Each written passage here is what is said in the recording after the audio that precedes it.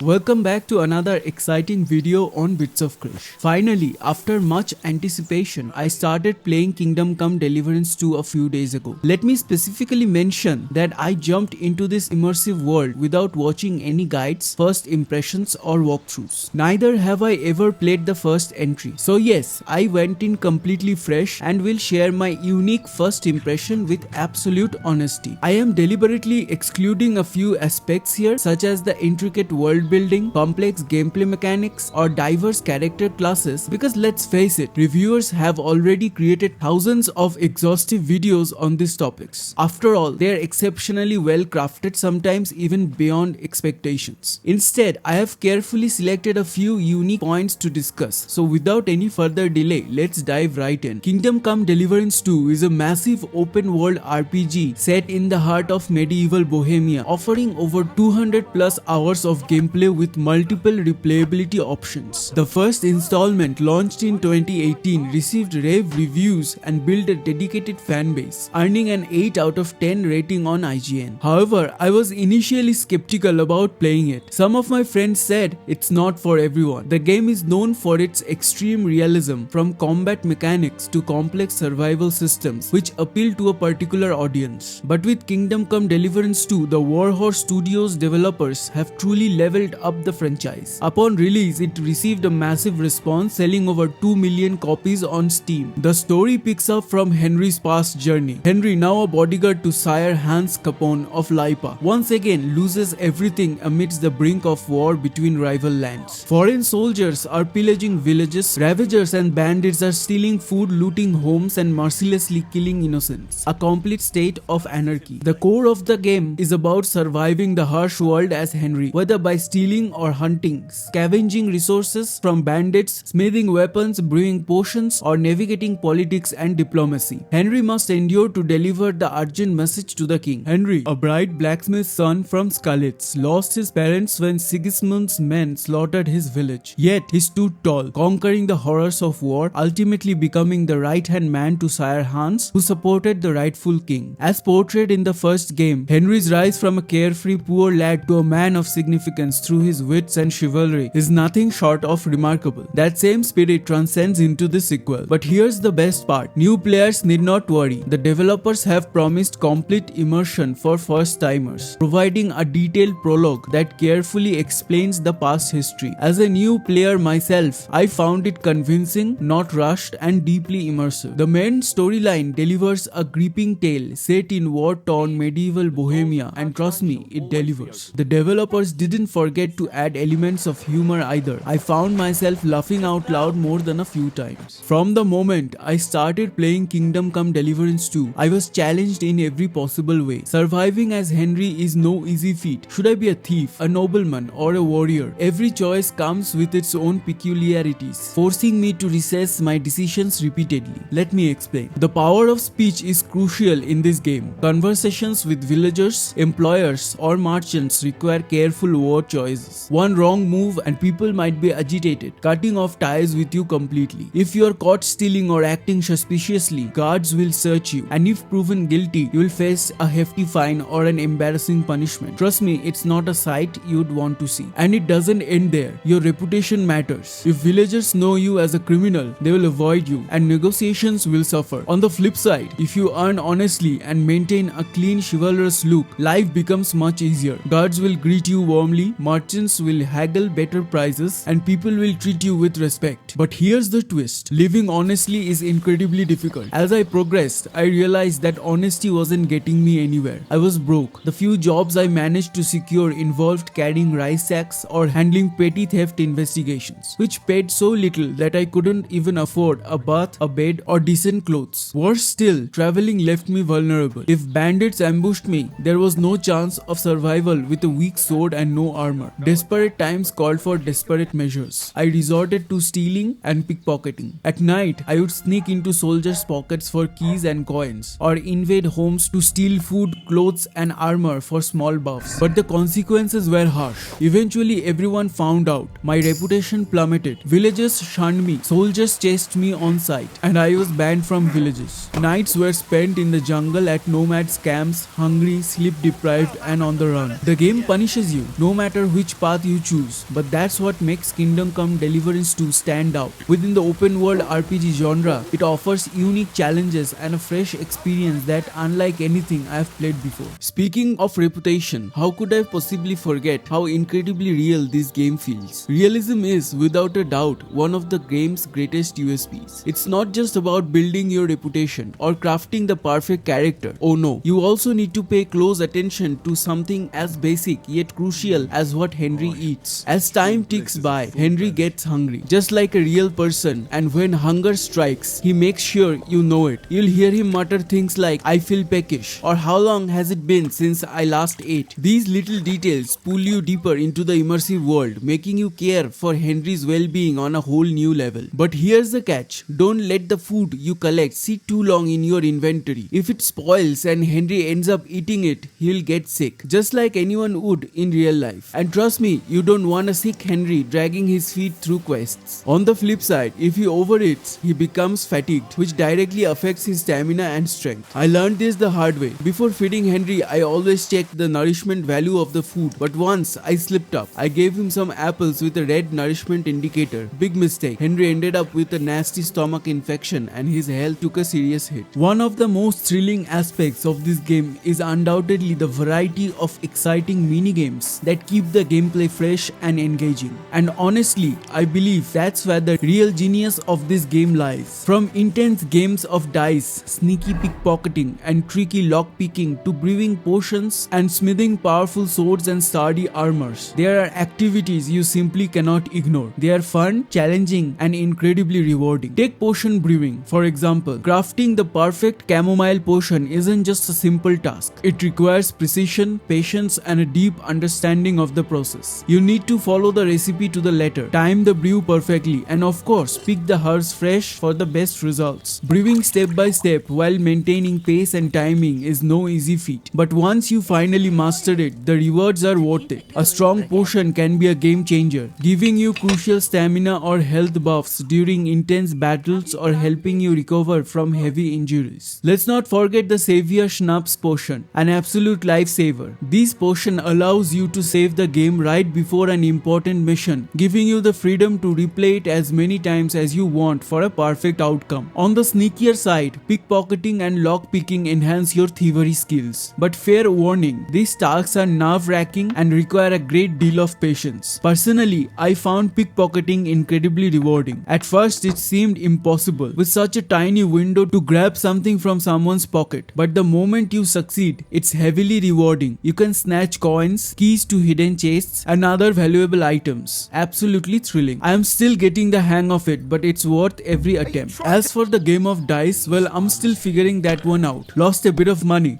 but I must say, it's witty, engaging, and hats off to the developers for adding such a clever touch. Let's talk about the super smooth inventory system. It's incredibly fluid and easy to navigate. Right from the start, you get 3 slots for different builds, red, yellow, and green. This gives you the freedom to create multiple builds for your character, much like Ghost of Tsushima. Imagine having a thief build for stealthy missions, a swordsman build for a melee combat, or a knight build for heavily armored battles. Collectibles are neatly categorized: food, weapons, armor, books, crafting materials, you name it. Plus you can sort item based on health benefits, weight or price, which comes in handy while selling or equipping gear. Swipe left and you'll get the stats for the particular item. For food, it shows the number of days it will last and nourishment value. For weapons, it displays damage, agility and sharpness stats. Swipe right and you get a detailed description of the item. Potions, for instance, show usage details, combat effects and the buffs you can expect from a well-brewed batch. And if you own a horse, good news, your trusty steed comes with additional inventory capacity. You can transfer items back and forth to balance the load, which reminded me of the brilliant mechanics in Red Dead Redemption 2, such a thoughtful addition. Saving the best for last, combat. I haven't had much chance to dive deep into melee combat yet, but here's what I've gathered so far. Combat in this game is systematic and demands a ton of patience to master the combos. I had some basic training with Hans Capon and Master Tomcat, but trust me, simple moves like riposte or left-right slashes didn't quite cut it. Due to my lack of agility and strength, I couldn't take down any heavily armored bandits or soldiers. It makes sense though. These foes are well guarded, swift in their responses and my weak hunts talisman sword barely made a dent. Most of the time I'd run out of stamina, get hit and either surrender or die. It was frustrating, but I took it as a challenge. I even acquired stole, if we are being honest, new armor and a decent longsword. Now it's all about sharpening my combat skills. What I love about this game is how it lets you shape Henry's path. For me, I am leaning towards a strong swordsman build to take on notorious bandits and a nimble stealth build for night missions, Robin Hood style. But I'm curious, what's your character build? Let me know in the comments. So guys, I tried to break down everything I felt during my early hours with this game. Remember, this game might not be for everyone, but if you're a fan of medieval titles like Skyrim, you'll definitely love this one. The pacing starts a bit slow, but it grips you before you know it. The challenge is real. You can only save using the Savior Schnapps potion, which isn't easy to brew, or by sleeping in selected beds. The combat is tough,